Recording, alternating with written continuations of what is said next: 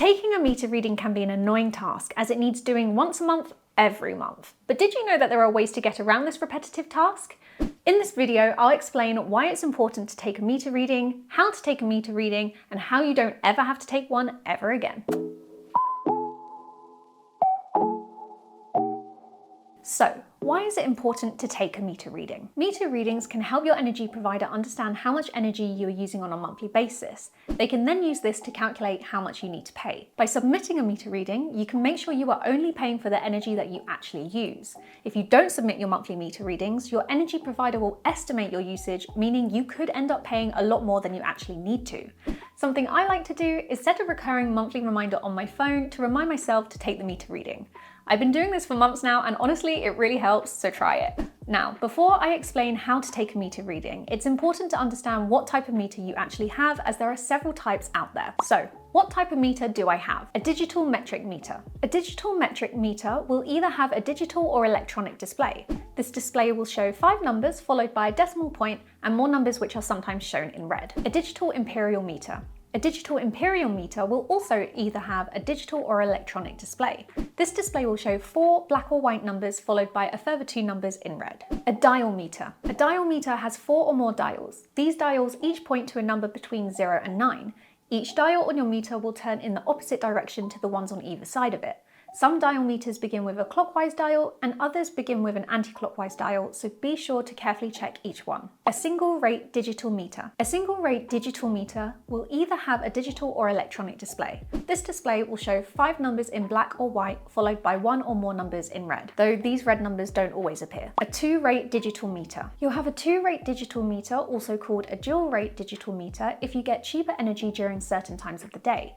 This variance means there'll be 2 rows of numbers. The top row, labelled as low or night, shows how much cheaper energy you've used, whereas the bottom row, labelled as normal or day, shows how much standard energy you've used. A 2-rate single display meter. Some 2-rate/dual rate meters only have 1 digital display.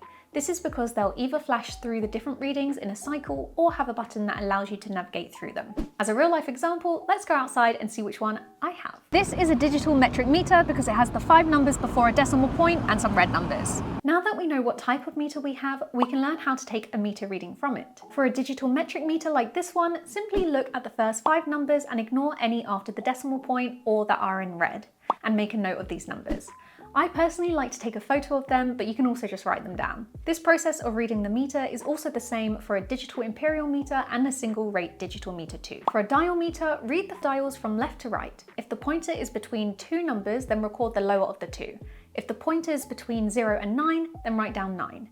If the pointer is directly over a number, then you can just record that number. For a 2-rate digital meter, you need to read the top and bottom rows. Write down any numbers from left to right that appear on either row and ignore any numbers shown in red. For a 2-rate single display meter, you need to write down the numbers shown from left to right and then wait for the screen to flash through the different meter readings, or press a button that allows you to navigate through them. How to submit a meter reading. To submit a meter reading to your energy supplier, simply log into your account and click on Submit a Meter Reading.